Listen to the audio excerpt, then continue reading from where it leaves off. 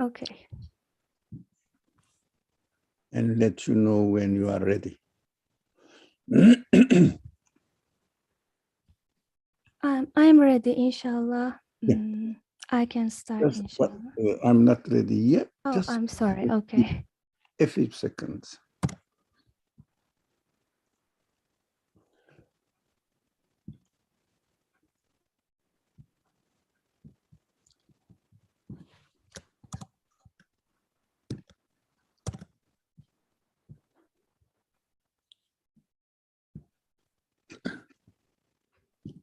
So undo, there's something wrong. What happened? Why?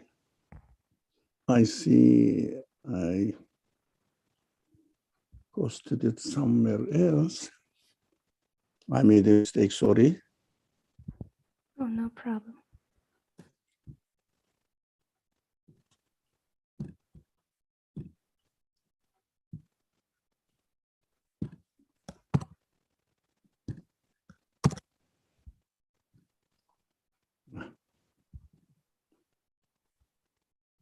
Okay, it's done.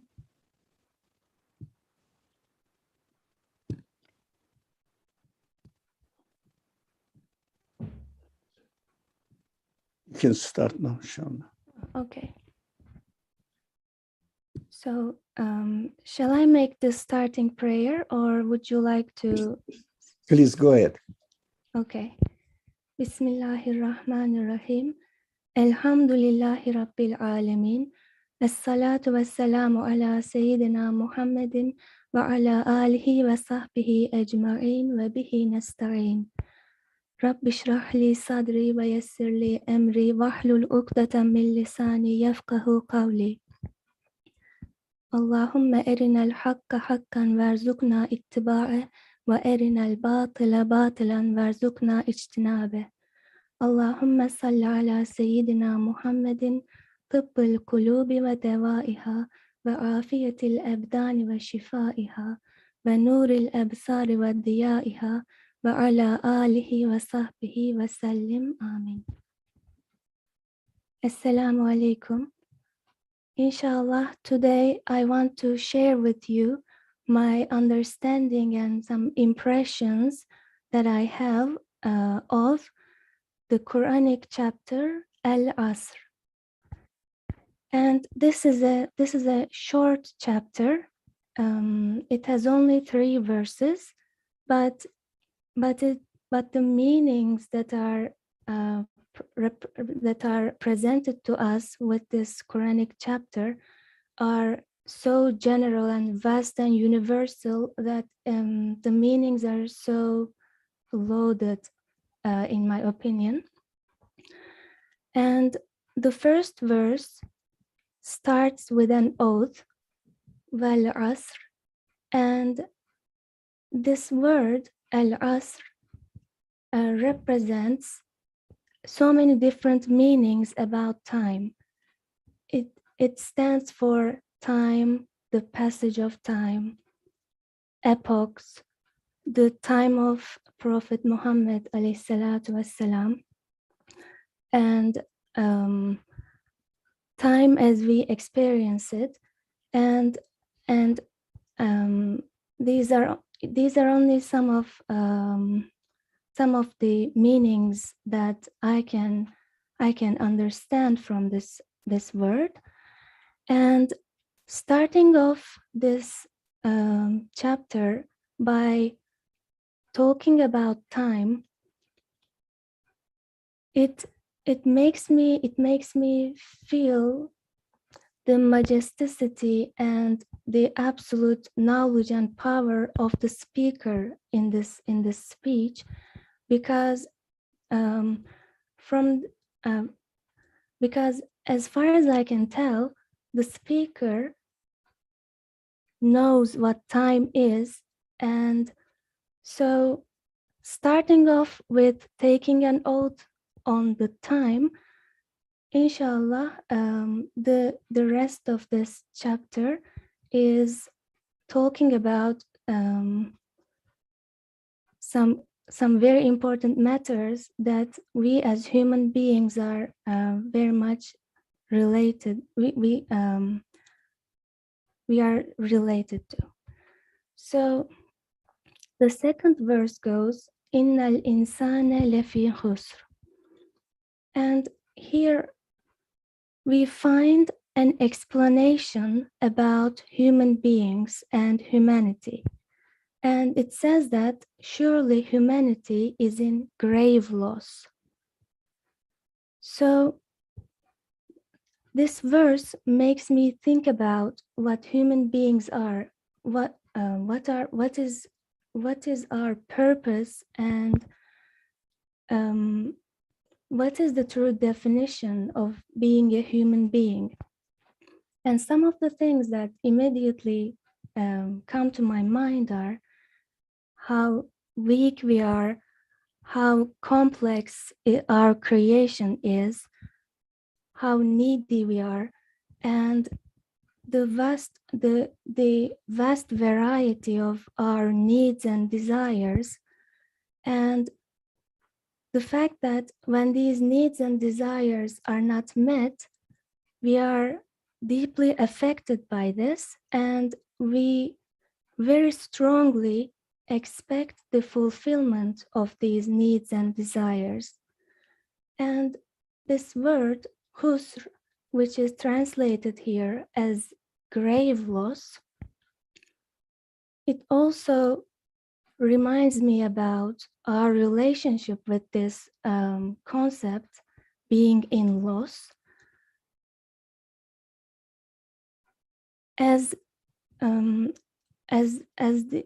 so thinking about how complex and miraculous human beings are created, when we are not in alignment with the purpose of this creation, and when we are not in alignment with the reason why we are created, it is easy to conclude that we would be in a grave loss. So talking about the passage of time, or talking about the epoch, in our time, we can find most people and sometimes ourselves in a state of despair or loss or depression.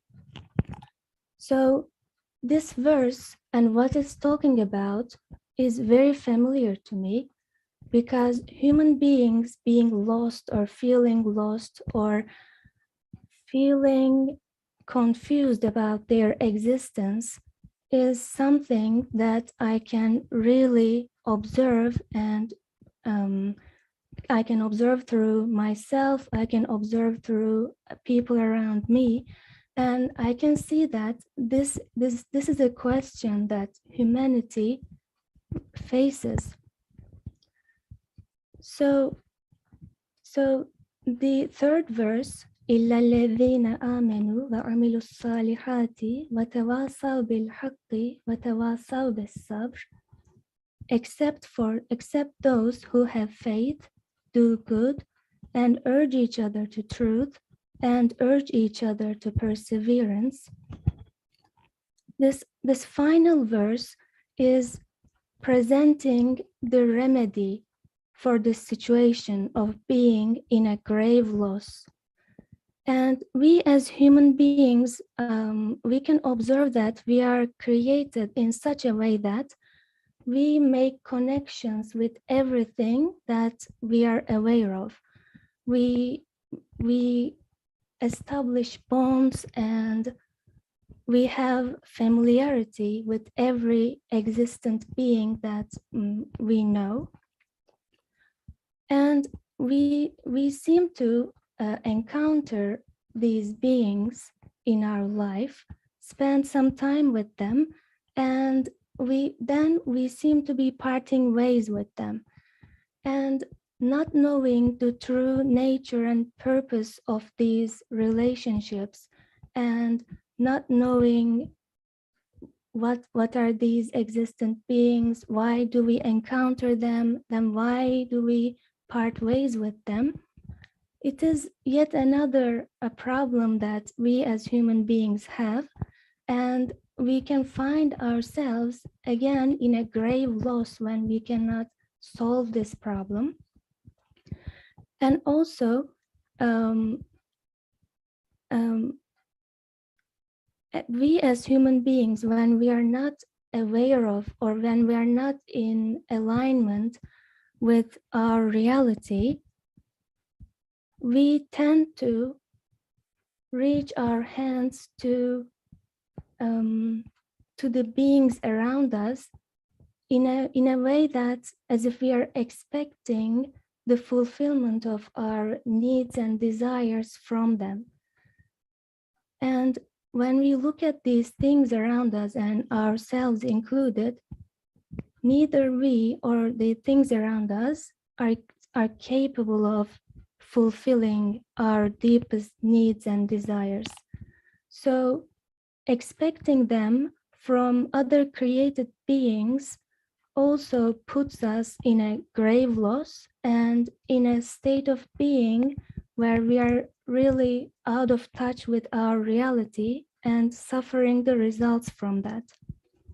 So in the third verse, except those who have faith, reminds me of human beings being in alignment and being aware of their reality and being aware of the true source of their existence and being aware of the existence of the one who can fulfill all, who does fulfill all these needs and expectations.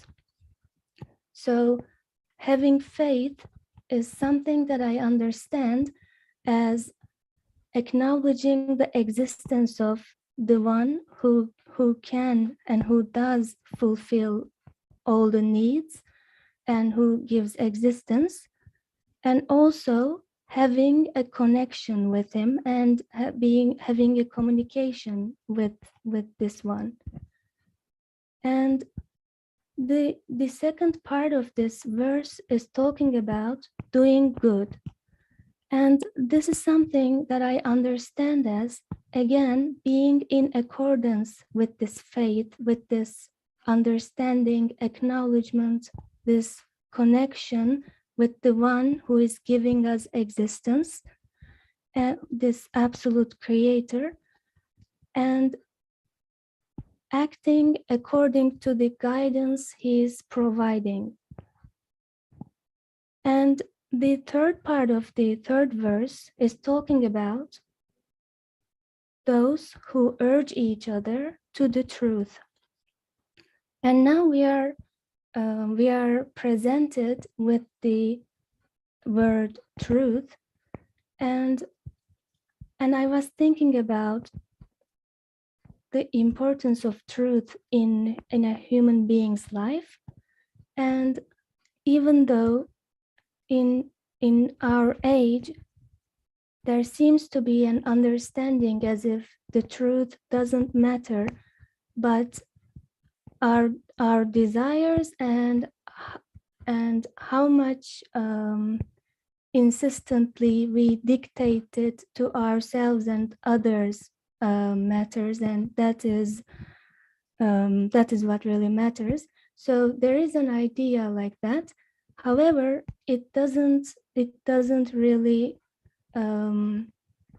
it doesn't make sense. And also when we look at how this universe is being created and is being administered, we find that truth is dominant everywhere, and falsehood doesn't have a place in this universe.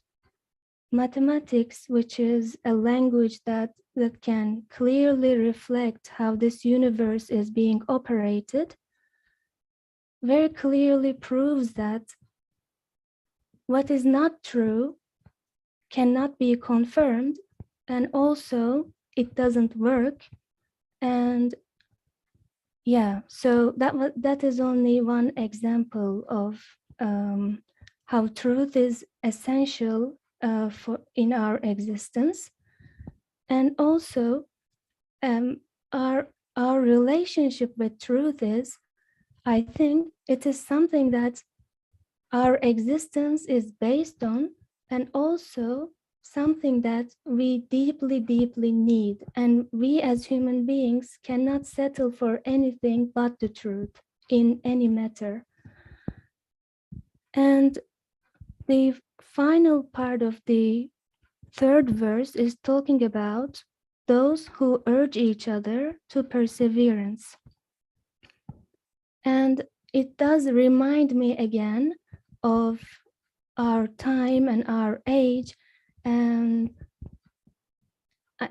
I imagine that perhaps that was the case in every age in human story. But thinking about our own time, the dominant culture and the dominant claims and arguments and statements, they don't seem to be based on the truth sometimes. So, to be able to remain seeking the truth and looking for it and trying to be educated, to learn the truth and trying to base our actions and our life and our choices on the truth, I guess we as human beings, we really need patience and perseverance for that, because leaving ourselves completely at the hands of whatever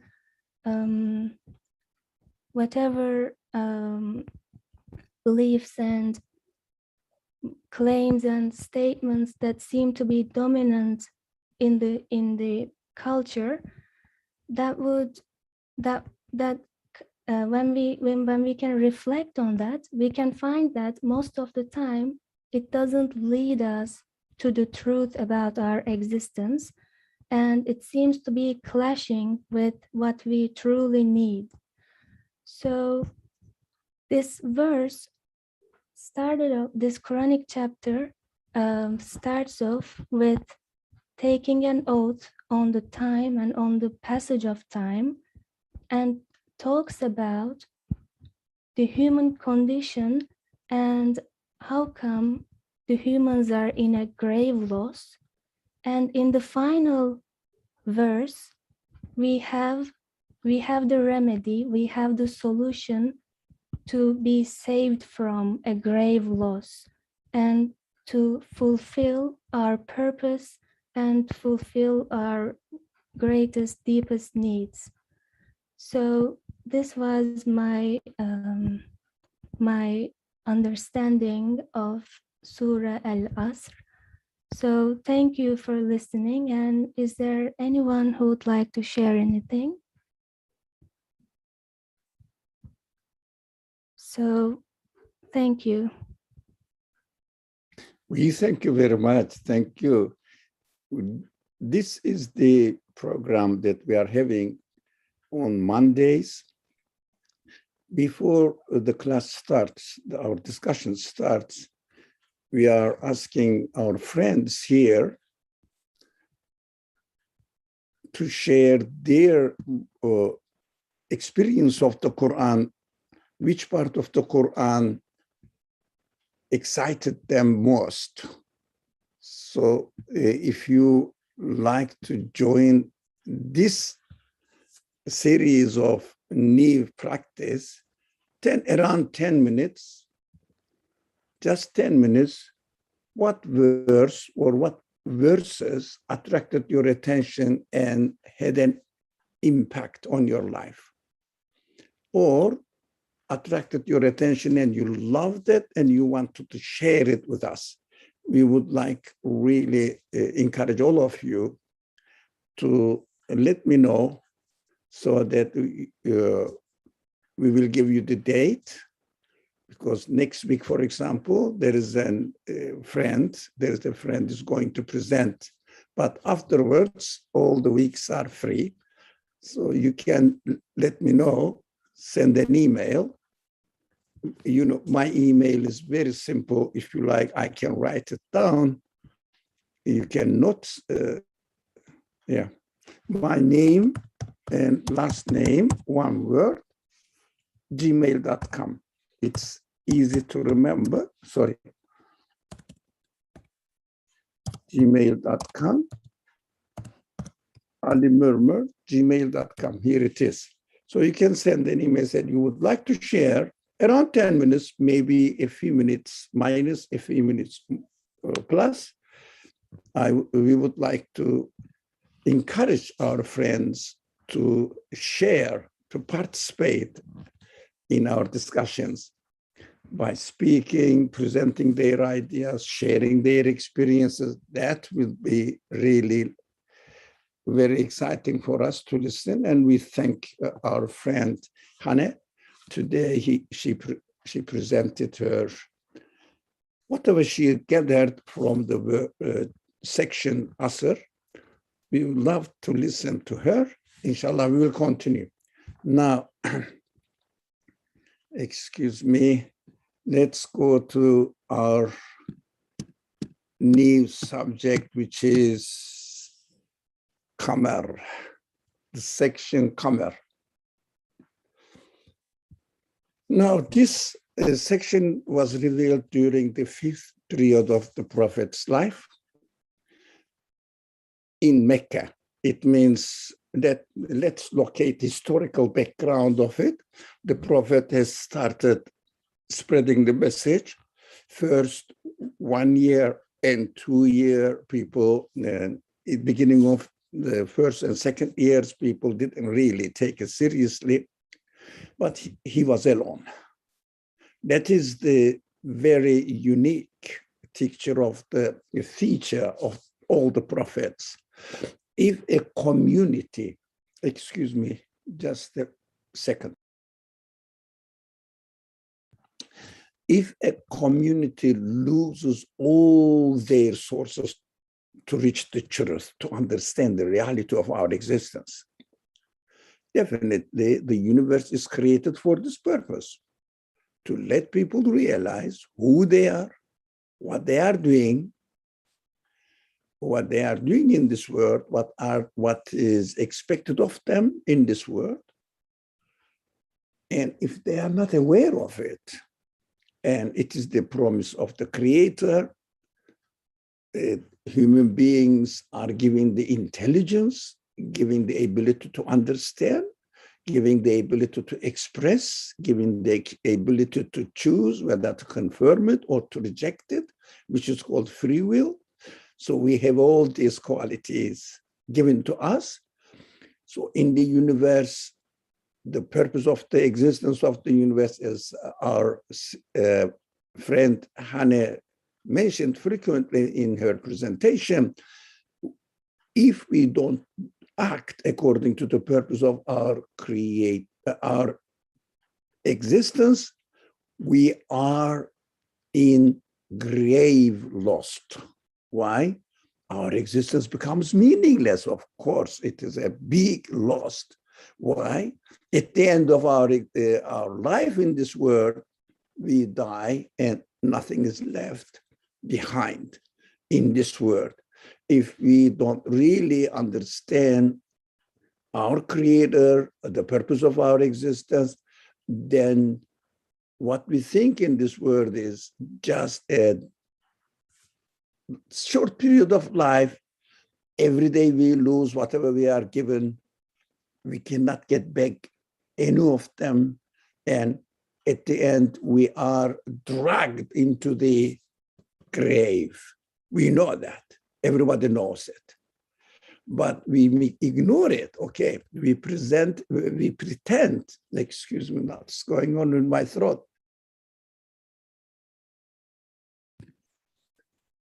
We know that we are going to die. Everyone is sure about it. But we pretend as if we are not going to die. We are going to remain here forever. This is just pretension. That's not reality. So the Creator, our Creator God, sends the message to remind us. The Prophet Muhammad, peace and blessings be upon him, was employed for this mission. And he presented his message. Of course, no one was expecting anything from him because he was just almost nobody in the world, but he was known as a very trustworthy man. That's it. He was an orphan, he was poor, and professionally, he was just a shepherd. But he was very honest. But people didn't know what was going on in his heart, in his mind, in his field of interest. People didn't know. But he was very, very much concerned about the reality of our life on earth. We all know that historically, everybody knows he used to go into seclusion, into a cave, reflect on something we don't know. But he was troubled with many things, which means meaningless life on earth troubled him a lot. So he had in his mind full of questions, concerns. At the end, answer came. Why? He was not a man of knowledge, not a scholar at all. He didn't have any education. There was no education in that society, particular society, Meccan society anyways, but he was one of the ordinary men there as far as the education is concerned, regular men there. So this person to be prophet, to be assigned as a messenger of the message, was full of questions. So his questions required answer. Of course, the one, I think this point is important, the one who creates human being with the ability to ask, to inquire, to question, must provide the answer. When you look at the universe by itself, or human beings say, why am I here? Well, no one answers me anything. Everything is beautiful, everything is meaningful, but I don't know why. How come they become meaningful? They became beautiful, attractive, and there are everywhere is full of very interesting relationship, animals, plants, human beings, inanimate beings, galaxies, under the earth. Everything is perfectly arranged. The land, the sea, the ocean, and the seasons, and the relationship between, of course, it is our subject, the moon, the sun. Everything was so interesting, meaningful. At night, we are given the need to rest. Of course, daytime, it is difficult to rest. Everywhere is light, attractive, but we need a small light for the night. It is prepared. Daytime, we need a really bright day. Yes, it is prepared. Of course, this chapter 6 section is named after the moon. There is a reason for it. We will talk about it, but the 5th year, we have to explain the historical background of the revelation of this section of the Quran. This 5th year, people started noticing that some innocent, honest people was attracted to the call of the prophet, because he had, this is very important for us as well, he had very human questions, and what he received from the Creator as answers to these questions. So it was very human-oriented message. Nothing more than what I am, if you like, created. My life is arranged. So even if I don't notice the questions are within us. But we may not choose to pull them out and make it real questions for me and live by them. We may not choose it, but we may choose it as well.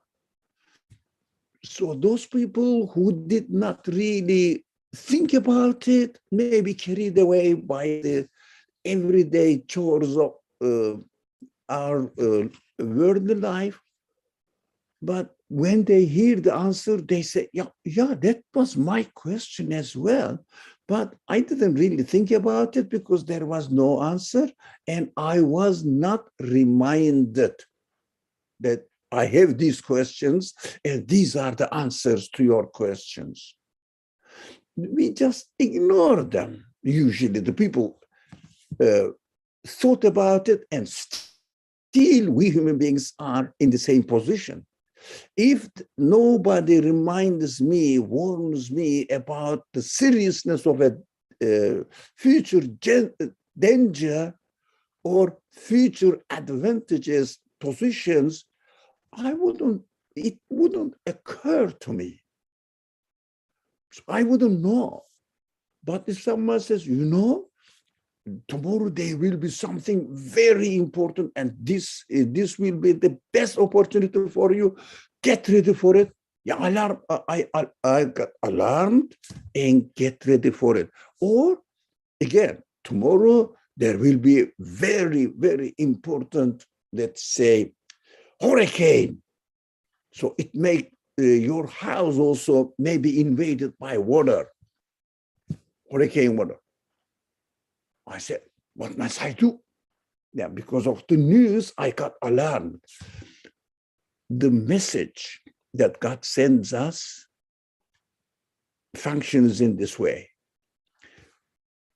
Brings out all what is in human nature in the form of questions, concerns, and provides the answer and warns us or gives the good news for the future, or warns us for what will happen to us if we don't take precautions.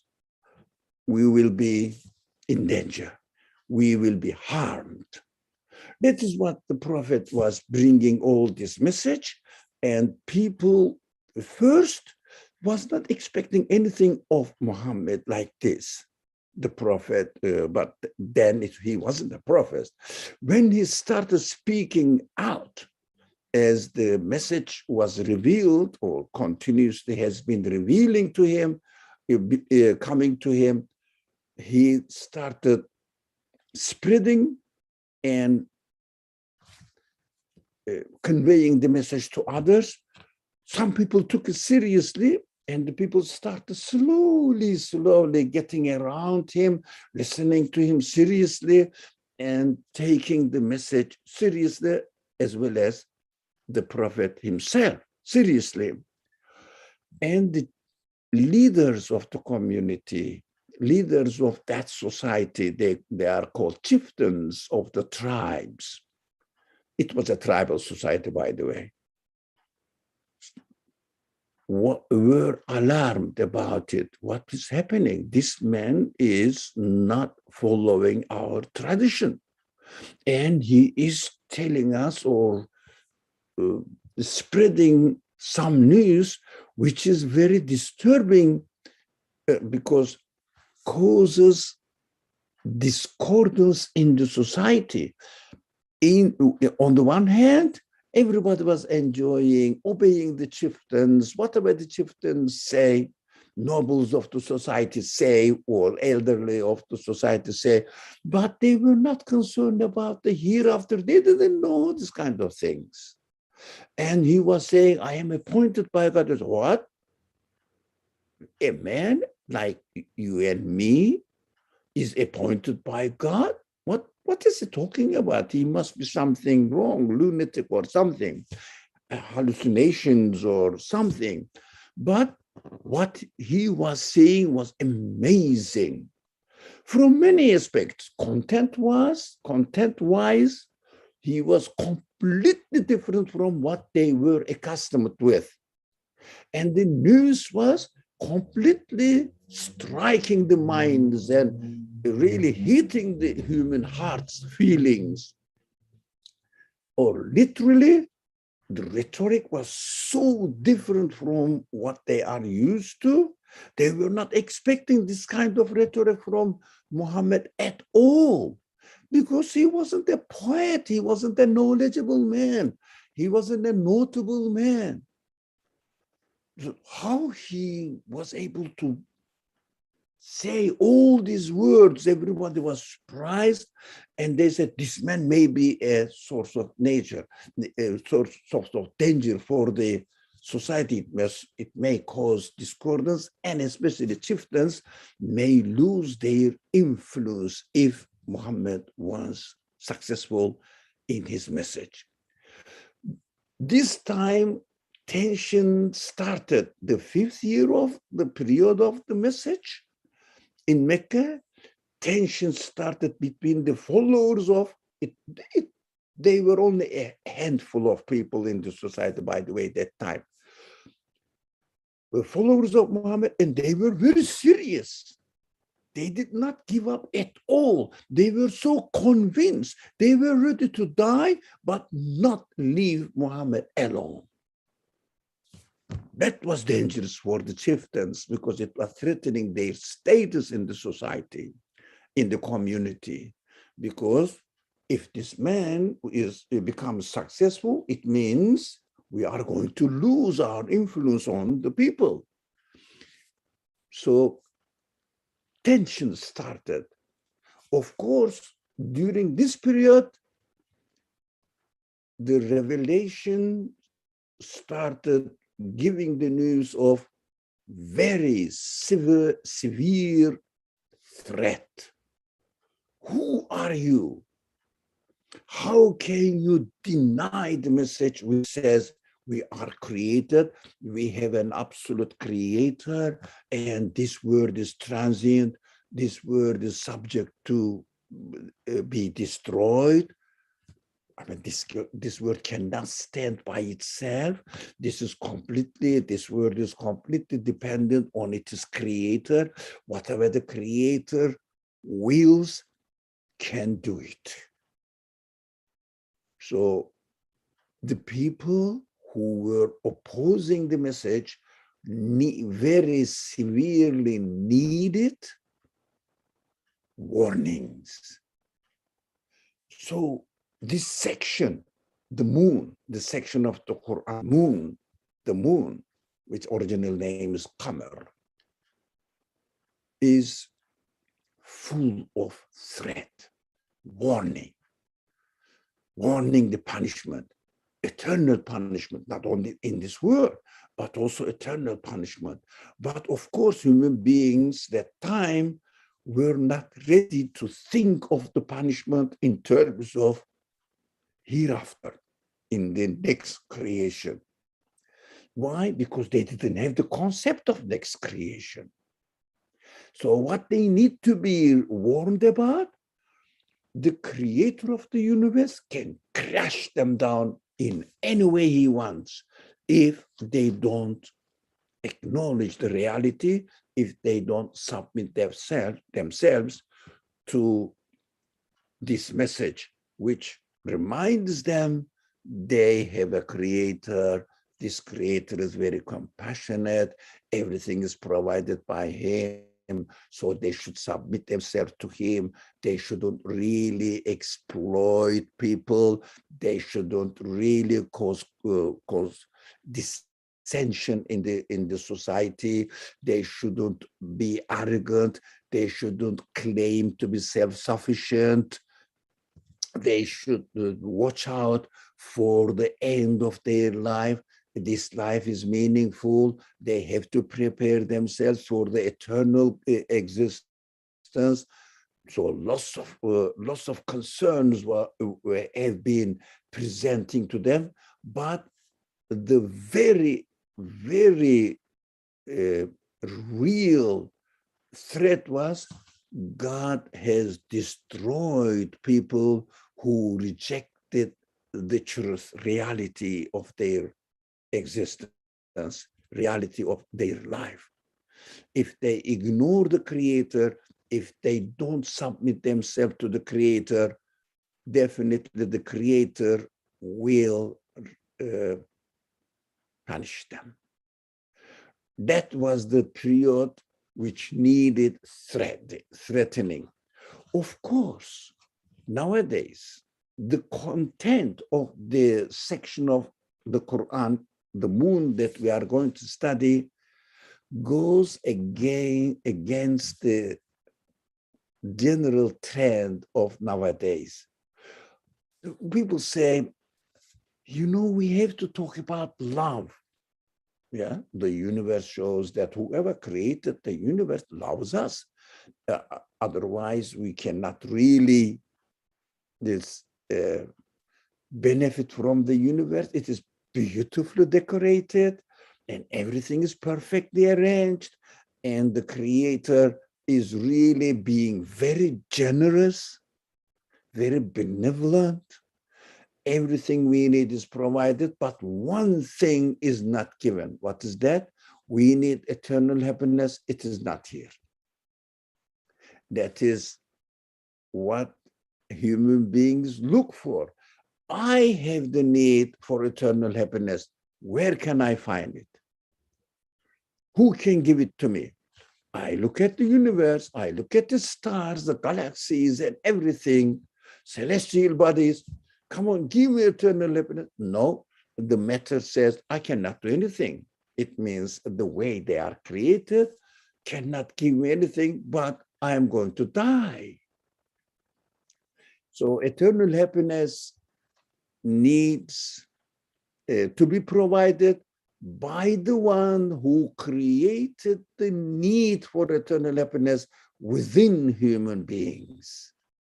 And this one can only be the one who is the creator of the universe, therefore creator of the whole universe. So whoever created the universe can provide it, no one else. So in order to have this concept of hereafter and the punishment or reward in the hereafter, we have to understand that this universe has an creator who is almighty, omnipotent, able to do everything. But in order to understand that the creator of the universe is omnipotent, all-powerful, almighty God, we have to understand universe is totally dependent on the creator, on him. What does it mean?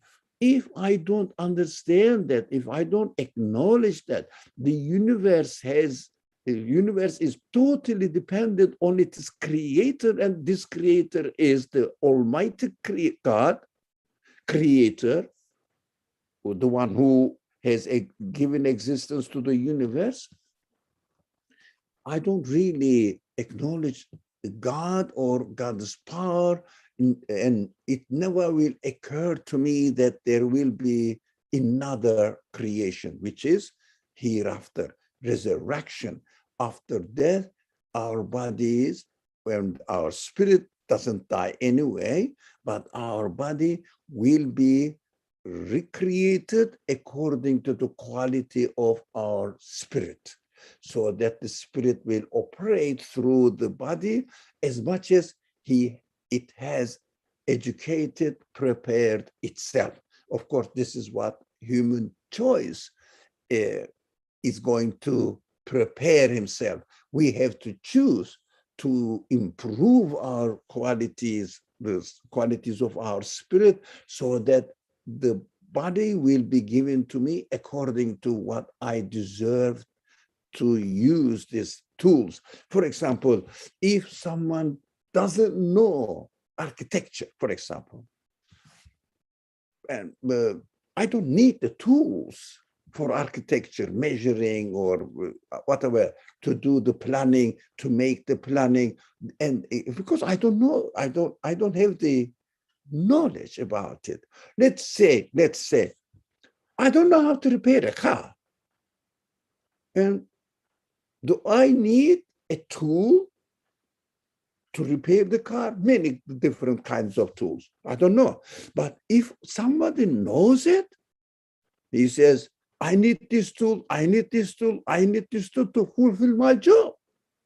So if I educate my spirit, get to know my creator, which kind of creator he is, if I submit myself and leave behind my arrogance saying that I can do everything. No, I can't.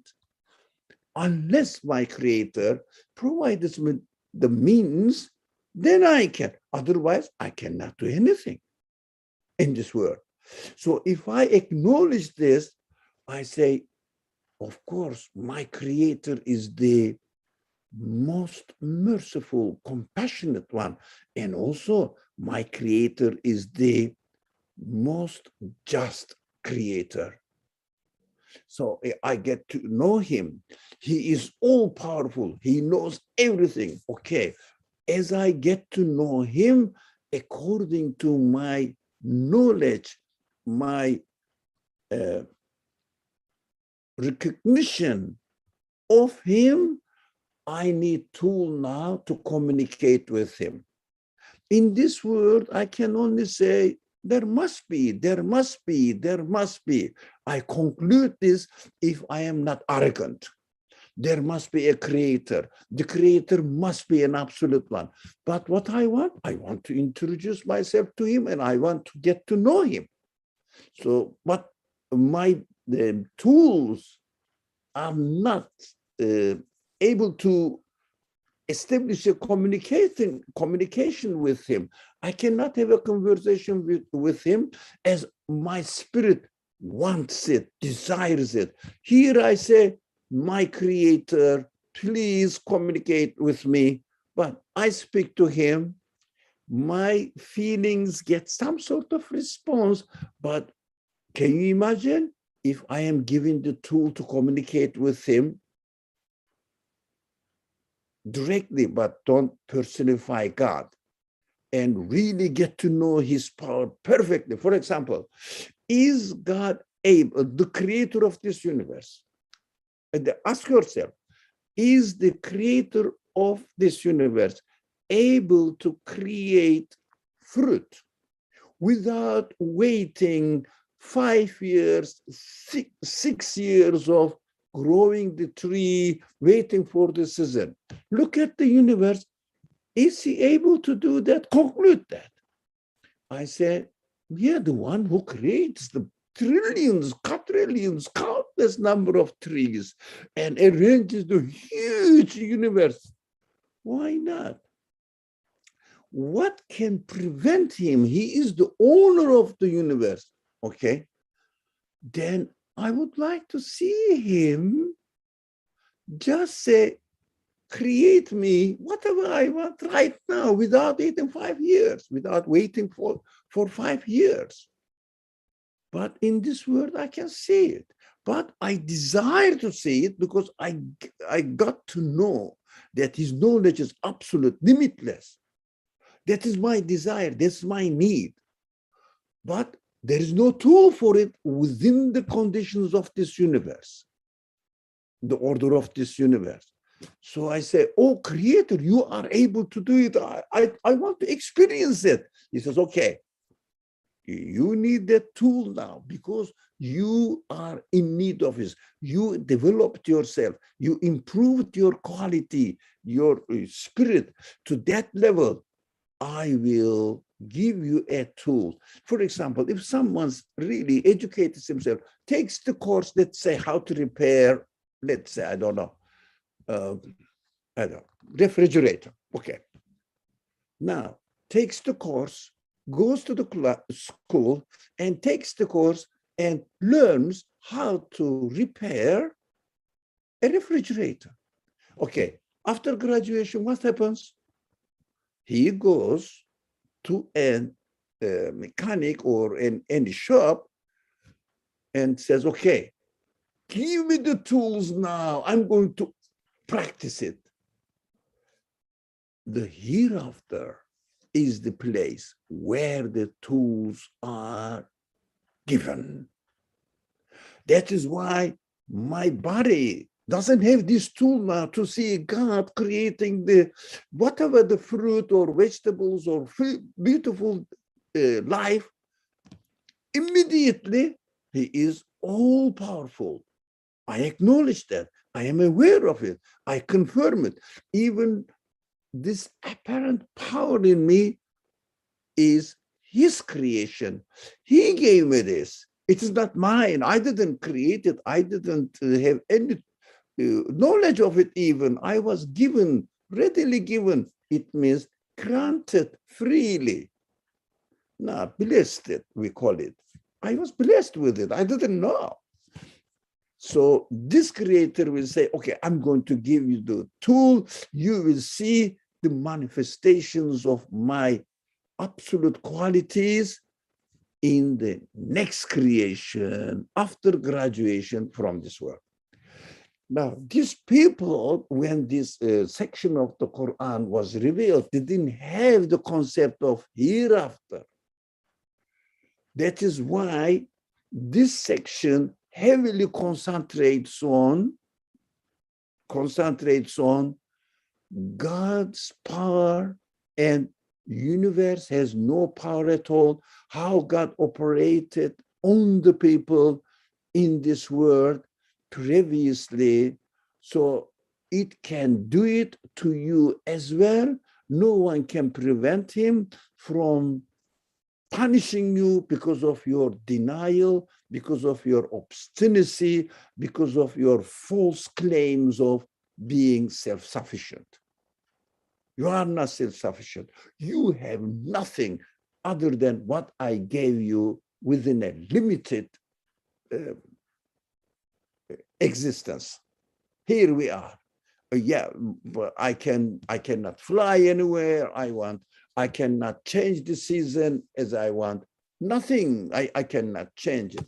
So the significance of the name of this section is very important, because the sun and the moon are the most attractive, interesting creatures, representing the huge, endless sky. Some people call it heaven. Endless galaxies, but they are just a small, how do you say, small lights, small lights, the stars we see as much as we can see. So, but the sun and the moon are the representative of the celestial bodies to us, reminding us that, look, moon is here, very close. It is that big. You can see this much, whatever the size you can see, maybe a feet in diameter. This is the very small one. How about the ones just twinkling up there? They are huge. So moon is the being as a representative of the celestial bodies, is an example of the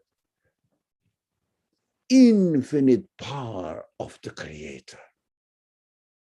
So the content of the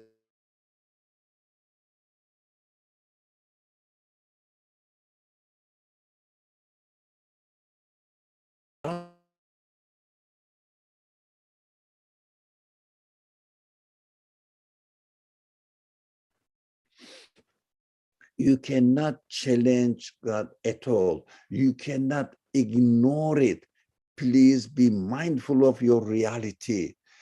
So God destroyed the people before you, and he can destroy you as well. Watch out for it. This is a kind of brief introduction to the section, the moon. So if you like, we can go and start studying, yeah,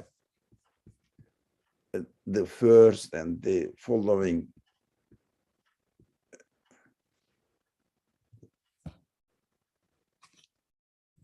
verses of the section. Okay, let's start with this. It is interesting. اقتربت الساعة وانشق القمر.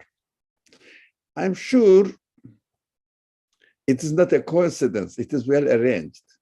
Our friend Hane presented, well, asr. It means time, but with excusing time, getting closer and closer to the end.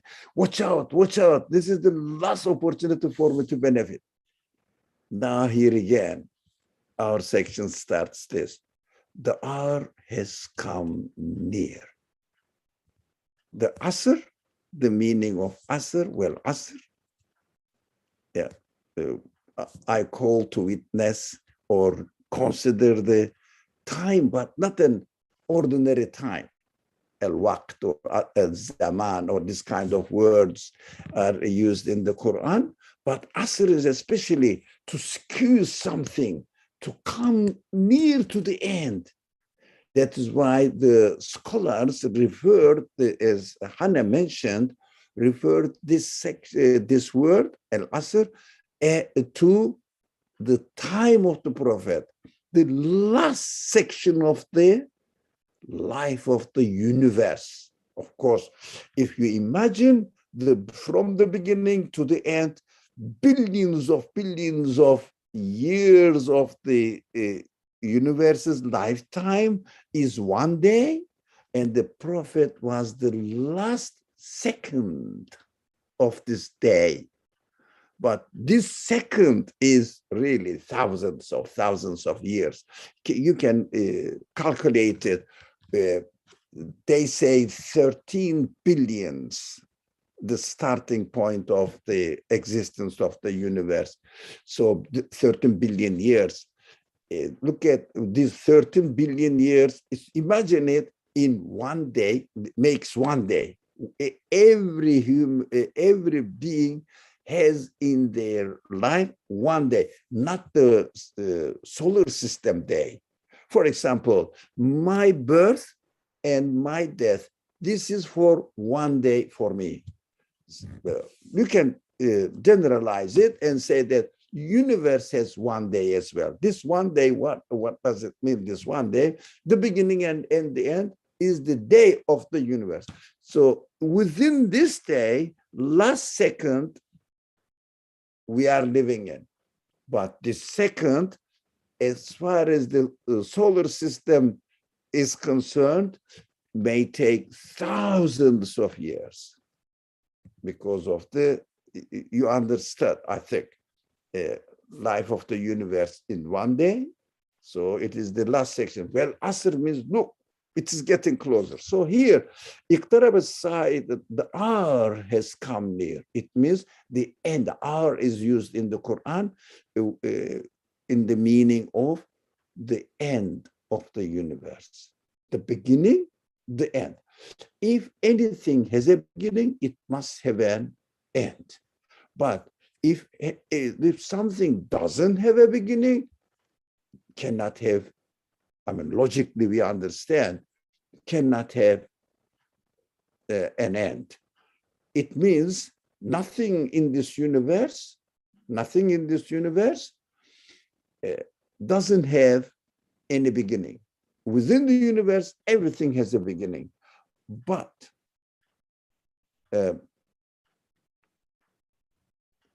the creator of the universe is not a created being. So only the created beings has a beginning and has an end. Only the created beings. The universe has a beginning, must have an end. But the creator, the existence of the creator has completely different level of existence or type of existence, which we cannot imagine. Why? There is no self-subsistent, there is no eternal being in this universe. is this universe has a beginning, and this universe is changing continuously. It means it is subject to the will of something else. Something or somebody is changing it. So this hour has come near, speaking to us here. We are living in this period of last second of the life of the universe. We are living in that. And the moon has split. It means moon cannot stand by itself. Cannot stand by itself. What does it mean? Now this, if you like, the reminder, hey, even the moon cannot stand by itself, cannot exist by itself. Who are you? Remember again, moon is the representative of the celestial beings. For us also, the galaxies, I don't know what galaxies are. Only some people take some pictures and present them to me.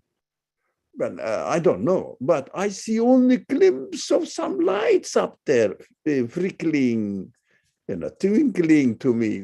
Be careful, here I am. That's it. I don't know what it is. But these representatives tells me that we cannot stand up there by ourselves. The system of the order of the universe has established in such a way that no one can ever run away from it. We are subject to it. Even the moon is subject to it. If the Creator wants, he can split, he can exploit it, everything he can do. It is just a reminder that even the moon cannot claim that he has to preserve its existence. Who are you then? Who are you? It's a reminder. Inshallah, the time is up, even a bit late.